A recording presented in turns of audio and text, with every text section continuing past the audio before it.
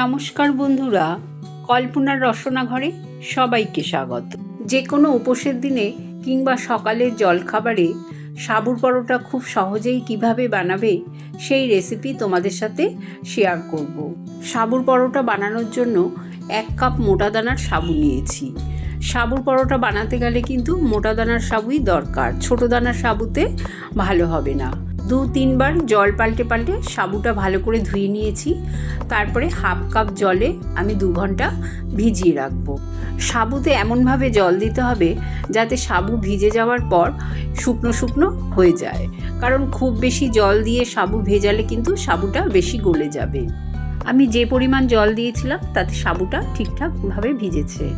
2টো আলু আমি সেদ্ধ করে নিয়েছি, আর এই আলুগুলো আমি একটা গ্রেটারের সাহায্যে গ্রেট করে নেব, তাহলে সাবুর সাথে ভালো করে আলুটা মিশে যাবে। আলুগুলো আমি সব দিয়ে দিলাম। 3টে চেরা কাঁচা লঙ্কা দিয়ে দিলাম, আর 2 চামচ মতন ধনেপাতা দিলাম। এখানে 50 গ্রাম মতন আমি চিনেবাদাম নিয়েছি, এটা ভাজা চিনেবাদাম। এটা আমি মিক্সিং জারে গুঁড়ো করে নেব। চিনেবাদামগুলো দেয়া হয়ে গেলে আমি দিয়ে দেবো 1/2 চামচ গোলমরিচ গুঁড়ো, 1/2 চামচ দিলাম ঝাল লাল লঙ্কার গুঁড়ো। ঝালটা তোমরা তোমাদের স্বাদ অনুযায়ী দেবে। আর 1/2 চামচ দিয়ে দিলাম ভাজা জিরের গুঁড়ো। স্বাদ অনুযায়ী আমি নুন দিয়ে দিলাম। সবগুলো উপকরণ দেয়া হয়ে গেলে আমি সাবুর সাথে ভালো করে মেখে নেব। আর খুব ভালো করে সব মাখা হয়ে গেলে আমি হাতে একটু তেল মাখিয়ে নেব, তাহলে পরোটার জন্য যে লেচিগুলো করব সেগুলো করতে আমার সুবিধা হবে। আমি একটু মিডিয়াম সাইজের পরোটা বানাবো, তাই জন্য লেচি কেটে নিলাম। সবগুলো লেচি কাটা হয়ে গেলে পরোটার জন্য তারপরে আমি এগুলোকে বেলে তোমাদের দেখিয়ে দিচ্ছি। আমি বেলুন চাকির ওপর সরাসরি পরোটাটা বেলবো না। বেলুন চাকির ওপর একটা প্লাস্টিক পেতে নিলাম।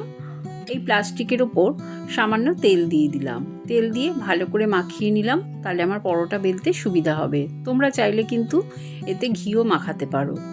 তারপরে আমি একটা লেচি তোমাদের দিয়ে দেখিয়ে দিচ্ছি। দেখো, প্লাস্টিকের ওপর একটা লেচি দিয়ে প্লাস্টিকটা ফোল্ড করে দিলাম।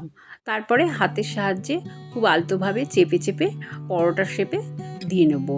আর পরোটাগুলো যদি এইভাবে বেলা না হয় তাহলে কিন্তু একটু ফেটে ফেটে যাওয়ার ভয় থাকবে।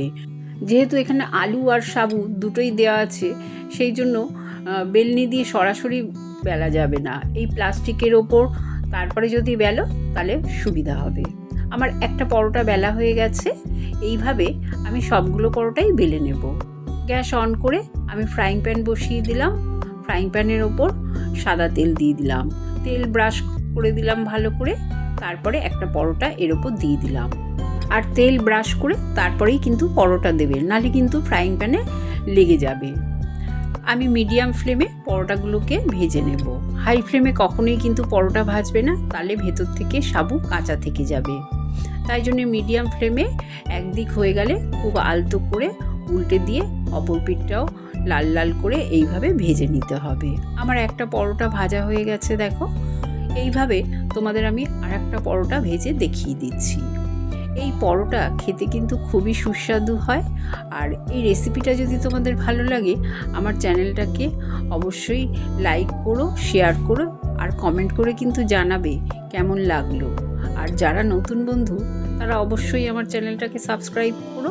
সবকটা পরোটা ভাজা হয়ে গেলে আমি একটা প্লেটে তুলে শসার রায়তার সাথে সার্ভ করে তোমাদের দেখিয়ে দিচ্ছি।